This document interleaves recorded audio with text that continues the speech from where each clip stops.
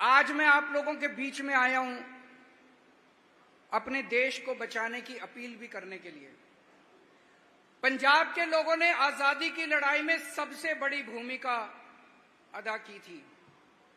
पूरे देश में अगर कोई सबसे बड़ी कुर्बानी आजादी की लड़ाई में मानी जाती है तो शहीद आजम भगत सिंह की कुर्बानी मानी जाती है। पंजाब के लोगों की कुर्बानी पता नहीं कितने पंजाब के लोग देश को आजाद कराने के लिए शहीद हो गए। आज हमारे देश की आजादी खतरे में है, हमारे देश का संविधान खतरे में है, हमारे देश की जनतंत्र खतरे के अंदर है। जिस तरह से आज पूरे देश मेरे को जिस तरह से गिरफ्तार किया गया, 16 मार्च को चुनाव घोषित हुए, 21 मार्च को इन्होंने मुझे गिरफ्तार कर लिया। मेरी पार्टी के मैं गिरफ्तार हूं, संजय सिंह को गिरफ्तार कर लिया, मनीष सिसोदिया को गिरफ्तार कर लिया, सतिंदर जैन को गिरफ्तार कर लिया, और फिर दिल्ली में आके मोदी जी कहते हैं आओ चुनाव लड़ते हैं। अरे हमारे 4 सबसे बड़े नेताओं को गिरफ्तार कर लिया और कहते हो आओ चुनाव लड़ते हैं, तो चुनाव क्या लड़ोगे फिर? उधर महाराष्ट्र के अंदर मोदी जी ने एनसीपी की पार्टी के 2 टुकड़े कर दिए, उनकी पार्टी छीन ली, उनका सिंबल छीन लिया।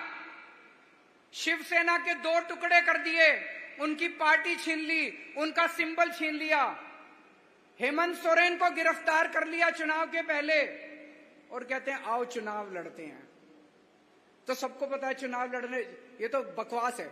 जैसे पाकिस्तान में हुआ, पाकिस्तान के अंदर उन्होंने इमरान खान को गिरफ्तार कर लिया, उनकी पार्टी छीन ली, उनका सिंबल छीन लिया और उसके बाद चुनाव कराया, जीत गए वो लोग। जबकि इमरान खान अगर बाहर होता तो इमरान खान की पार्टी जीतती, सब लोग जानते हैं।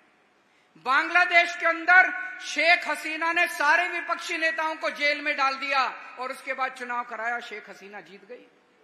रशिया के अंदर पुतिन ने सारे विपक्षी नेताओं को या तो जेल में डाल दिया या मरवा दिया, उसके बाद चुनाव कराया, 87% वोट मिल गए पुतिन को। हमारे देश के अंदर भी अब तानाशाही हो रही है। इसी चुनाव के अंदर इतनी पार्टियां तोड़ दी, इतने नेताओं को जेल में डाल दिया। अगर इस वक्त हम लोगों ने मोदी को नहीं हराया, जनतंत्र नहीं बचेगा, संविधान नहीं बचेगा, ये देश नहीं बचेगा दोस्तों।